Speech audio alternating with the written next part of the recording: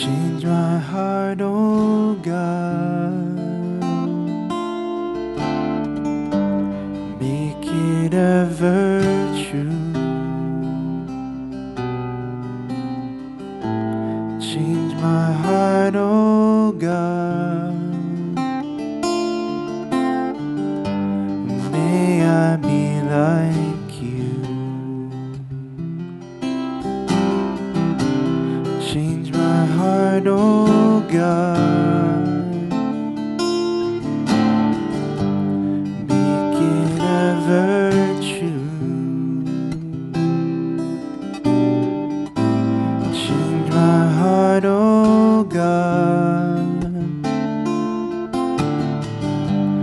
May I be like you.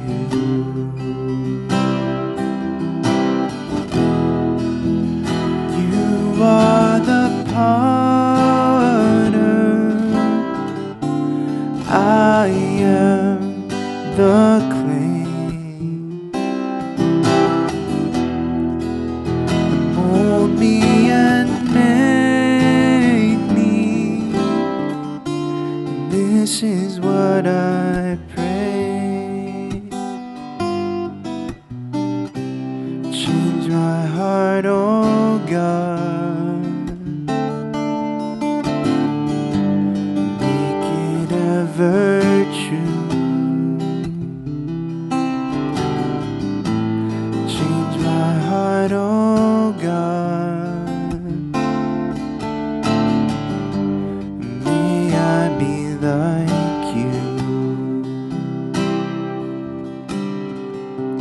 Change my heart, oh God.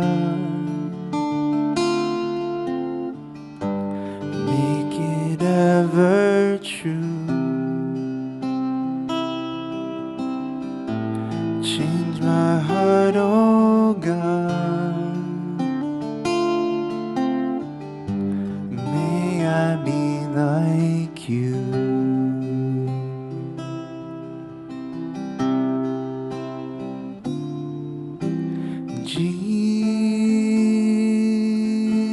Jesus, oh Jesus,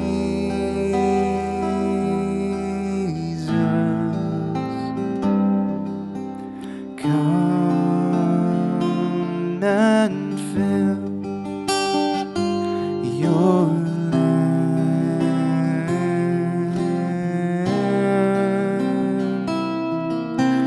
Jesus,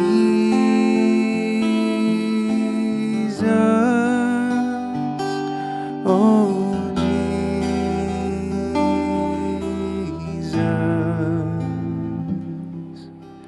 come and fill your land.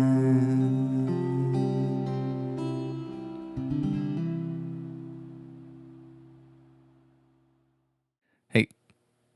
Oh. I left the earphones on again. Headphones on. Whatever. It's staying. That's another old song that I've known for some time now, but I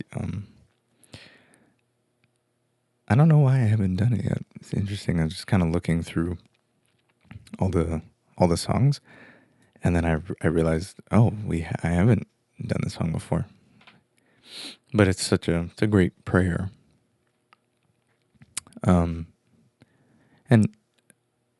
I just did it this week for midweek, and it's kind of just been fitting for some other things, and just the idea that we're so easily swayed by the desires of our heart, and we're so easily swayed by what other people say. Just the sanctification process in our lives is daily, and it's uphill, if you will.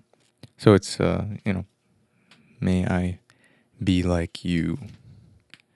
You're the potter, I'm the clay. You increase and I decrease. That whole dynamic of this relationship, that we're not just emptying ourselves of what we understand to be evil, but that he's actually giving us himself. He's not making us into a new of something else. He's making us into a version of ourselves that is of him, if that makes sense. It's not like this is just some random operation.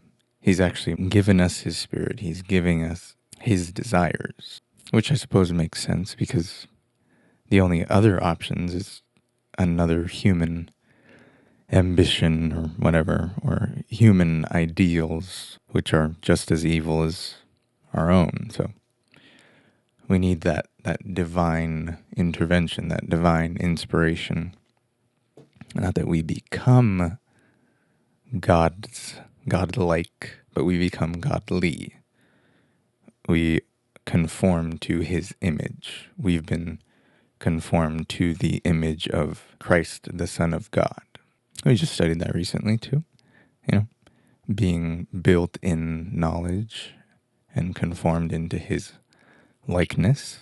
He put off his heavenly, his eternal being in the infinite essence, his all-powerfulness, and came in the likeness of man, lived a perfect life, died, rose from the dead, and afforded us to be the first fruits of that, in that we can now be conformed into his likeness. But yeah, so that I didn't have much to say, but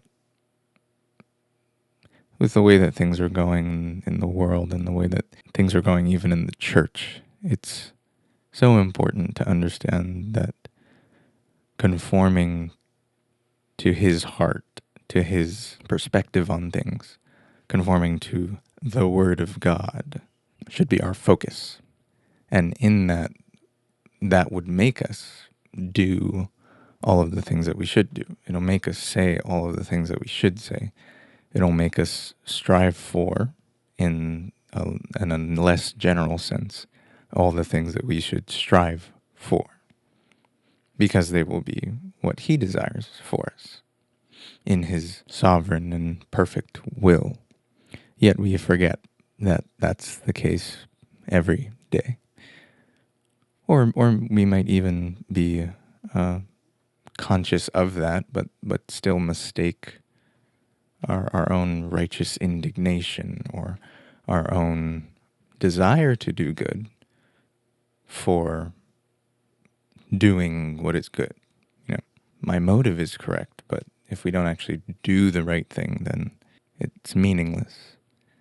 But then, in the same sense, the desire, the striving to and wanting to please God in what we do is the point, because we understand that we will not please him in all things. We won't cease to sin entirely. We won't be perfect here. So we just do what we can, and he gives grace in the shortcomings. But it's still our job to be conscientious of how we're living in this world. How are we giving the appearance of evil? Are we giving way for the flesh? Are we heeding the counsel of the ungodly in our lives more than our spiritual, leaders and our fathers, if you will, and ultimately the Word of God itself? Do we have a biblical lens for the way that we see things? And if we do, then he will work it out. He will work all things together for good. But yeah, anyway, good prayer. Change my heart, oh God, make it ever true, ever pure, ever stable. Make me like you. The fruits of the Spirit, the character of Christ. And if that were the case, a lot of our problems would go away. But yeah, that's it. I'm gonna stop now. So grace and peace and so forth See you guys.